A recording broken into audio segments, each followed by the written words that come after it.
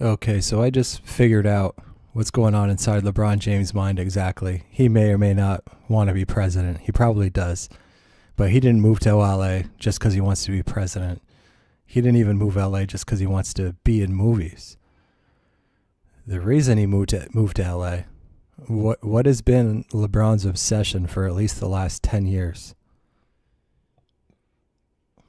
LeBron's singular obsession. It's not been winning rings. That's not the singular essence of the obsession. The obsession is becoming better than Michael Jordan. And to do so, that's where the obsession with the rings came from. But it's all about becoming the best player in public opinion, being regarded as the best player of all time. And he realized he wasn't going to be getting those rings. And then he realized even if he did get those rings, people might still say Michael Jordan is better. In any case, he realized that the way to become the best player is to simply become more popular than Michael Jordan. All right?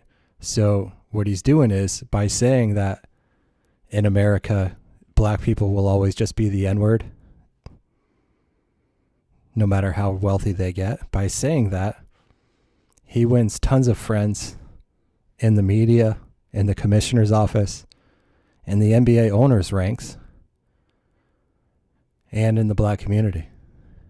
And we know that black culture largely drives a large segment of white culture, at least as far as the basketball world goes. So if black fans and black media personalities start saying that LeBron James is the best player of all time, then all these white suburbanite wigger types who make up the rest of the NBA fan base apparently are going to go right along with that. And I think more and more, now that LeBron is playing up the whole black victimhood thing and demonizing white people, which he's just going to do more and more because it's a winning formula, you're going to see more and more people in the media start to declare that LeBron James is indeed better than Michael Jordan. And it's insulting just to say he opened up a school. Like, he didn't open up a school. He put a cherry on top of a public school and got it named after him. Like, he didn't open up a school. If he had to open up a school and pay for it himself, he never would have done it. And so his foundation, not even him, but tax-deductible foundation with a lot of donations coming in, has paid for a small fraction of a public school to give the kids bikes and these other high-profile type things that LeBron James is getting all the credit for. So even that goes right along with this, becoming more popular. The more popular LeBron gets, the more people are going to say he's better than Jordan.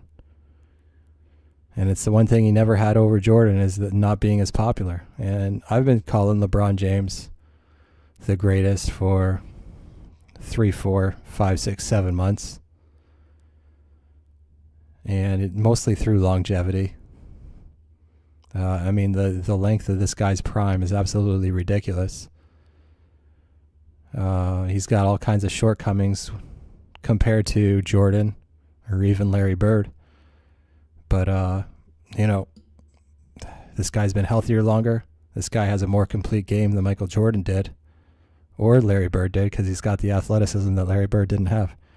And as far as being a clutch gene, which is something that Larry Bird and Michael Jordan had to the extreme, two of the most clutch players of all time, Bird and Jordan, LeBron James has come up crazy clutch in the playoffs as well for years and years now, overcoming that stigma against him. So, but in the minds of the public, in the minds of everybody else, nobody wants to give up on saying Jordan's the greatest of all time. But the more and more LeBron does this, and the more he demonizes white people, and the more he invents the stories like saying that someone spray painted the N-word on his gate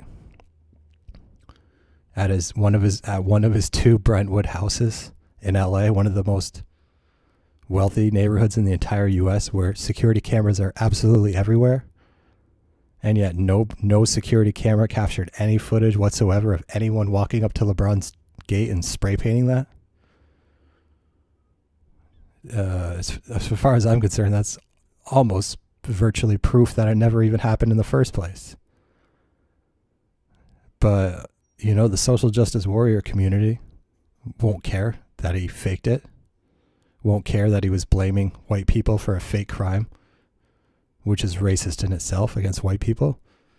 They won't care that he said on TV that black people will always just be the N-word in America, as evidenced by someone supposedly spray painting the N-word on his gate. Nobody cares about that. Just like the commissioner didn't care whatsoever that LeVar Ball said you can't win in college with white players on your team. The commissioner applauded LeVar Ball after he said that and said how entertaining he is and how good for the league he is. Now, if LeVar Ball had said that about black people or Jews or Asians or Latinos, you can be sure that the commissioner would never say that how entertaining LeVar Ball is and how he's good for the game. It's just like the New York Times hiring this blatantly genocidal anti-white racist to the editorial board. It's not in spite of her writing all these racist genocidal things against white people. It's because she wrote those things. You think the commissioner of the NBA canceled his subscription to the New York Times? Anyway, there's clear things going on. And it really makes me think that, the league is run by people who have a part of a larger New York-based business community that has a crystal clear anti-white agenda. It's going so far as to tell people that white people can't even be victims of racism. Would they say that Jews can't be victims of anti-Semitism? Of course not. And they'll try to pretend it's because Jews have less power than white people do, even though Jews earn twice as much as white people. On and on and on. Absolutely ridiculous. Look at the ranks of the top billionaires in the world, guys. Anyway, makes me realize that part of the reason Larry Bird himself has not been promoted by the NBA as one of the all-time greats. He's just not promoted anymore. And I think it's because he's white. And I could go on about that. We had a commissioner named O'Brien up until 84 or 85, and then David Stern comes in. I'm not sure David Stern liked the idea of Larry Bird being considered the greatest of all time. So Michael Jordan comes along around the same time David Stern does. And then after Jordan wins about 3 championships, looks like he has a chance of being the greatest of all time. Gets into all this trouble with gambling, supposedly, with the league. Supposedly, the league had to tell him to take a year off.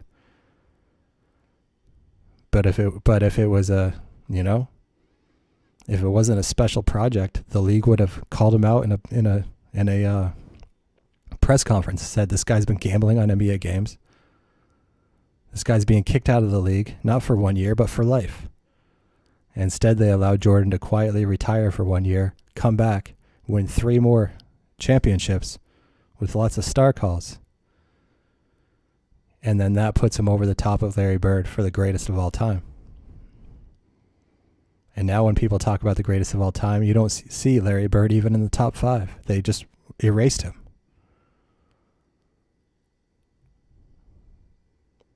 Just like the whole period from when Jim Crow ended up until like Obama was president, that's like erased. People want to believe that it was always Jim Crow. People will erase history for their own self-serving interests all the time. White people fought the Civil War to end slavery and died by the hundreds of thousands and cost great fortune as well. A lot of black people don't even want to hear that. 1% of white people own slaves. 40% of Jews own slaves. But all white people are bad forever and ever because white people own slaves. Doesn't matter that you fought the Civil War to free them. Doesn't matter that only 1% own slaves. They don't want to hear it. They'd rather believe that black people freed themselves from slavery. People will rewrite history all the time. We see this. It's just, it'll go on forever. But anyway, guys, that's the reason LeBron James is doing all this. He may or may not want to be president, but that's not the primary motivation. The primary motivation is to surpass Michael Jordan in the minds of the public and the media and the NBA front office, NBA league office. You know, Michael Jordan never played into the political,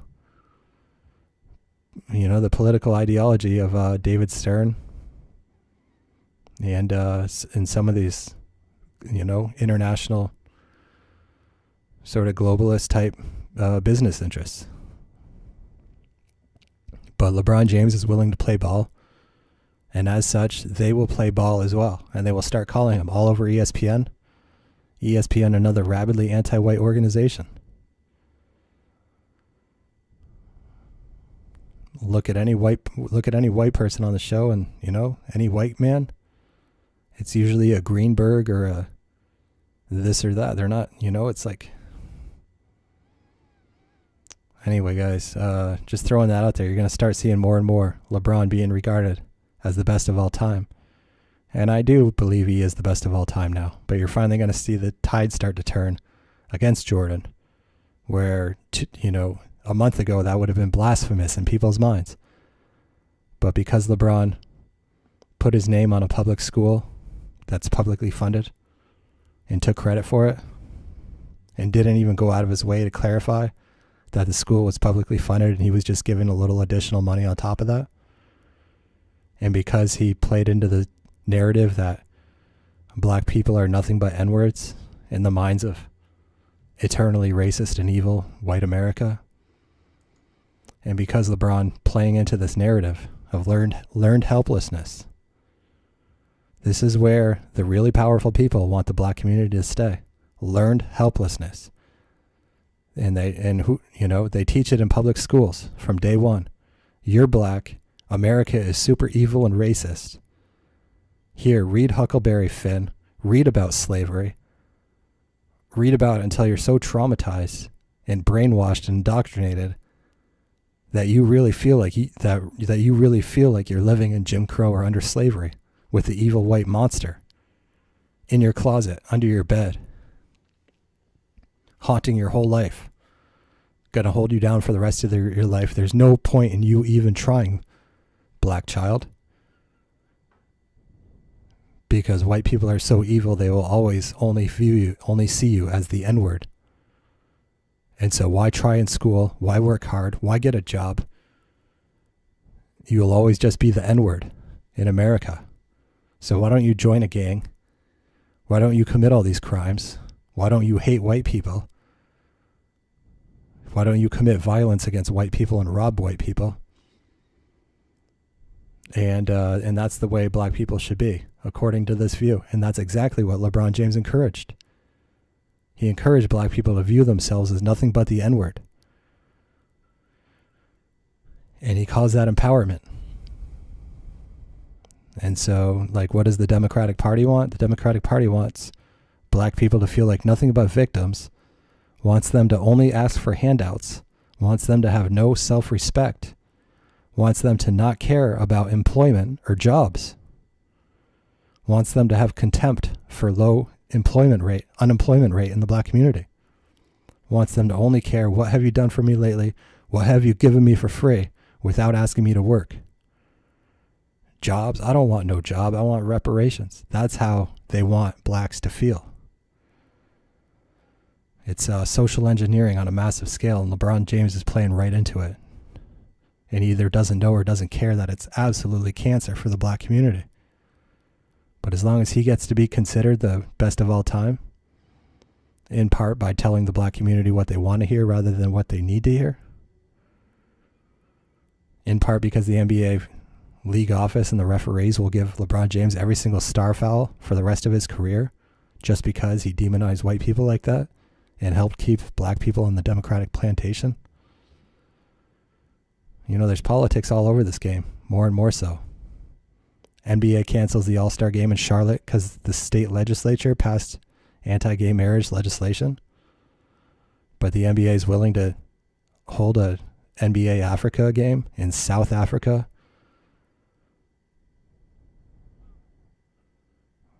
with a government there that absolutely preaches anti-white racism and anti-white violence. Front office didn't have any problem with that, just like they had no problem with LeVar Ball saying you can't win in college with white players on your team. Just like they had no problem with LeBron James saying, in America, you'll always just be the N-word, no matter how much money you make. And remember that the commissioner of the NBA right now, he almost became the assistant attorney general of the United States under Bill Clinton. All right, high-level Democratic political appointee from day one. And recall that Mark Cuban was supposed to run against Donald Trump in the Republican primary in 2020. He was gearing up for it. That was the plan.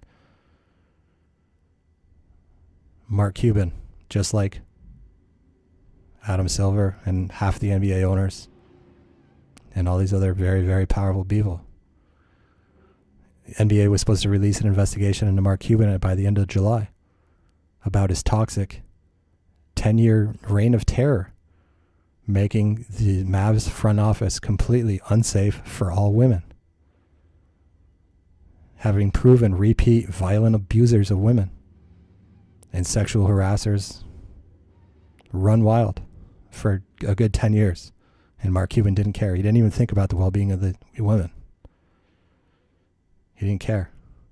But because Mark Cuban was going to run against Donald Trump in 2020, we haven't seen the NBA release that report yet. They haven't even said it's coming soon. It was supposed to come out late July. It's already almost mid-August. No word. They don't want to release it. Just like they didn't want to, just like they never wanted to do anything about Donald Sterling when he was systematically discriminating against black applicants for housing in Los Angeles, when he had a 25-year record of racism against black people. Adam Silver and David Stern never wanted to do anything about their special buddy, Donald Sterling. Just like they don't want to do anything about their special buddy, Mark Cuban. And it wasn't until there was audio tape that absolutely forced the NBA's hand that they finally did anything about it. And remember, they even canceled the Chris Paul trade to the Lakers to force Chris Paul to the Clippers, to Donald Sterling, the guy who had a 25-year record of systematic discrimination against black people. And that's what Adam Silver and David Stern did. Special favors for the special ones. They call LeBron James the chosen one, but there's chosen ones all over this NBA. Anyway, guys, that's why LeBron's doing it. The media, every black analyst on ESPN and Fox is going to start saying LeBron James is the best player, something they would have laughed at. And you can probably pull up videos of them 1 month ago laughing at the idea that LeBron James is better than Michael Jordan. And now that LeBron James is anti-white, now that LeBron James doing all this stuff to improve his public image, being the greatest of all time is nothing but a reputation. It's nothing but a popularity contest, ultimately. Anyway, let me know what you think. I'll see you soon. Peace.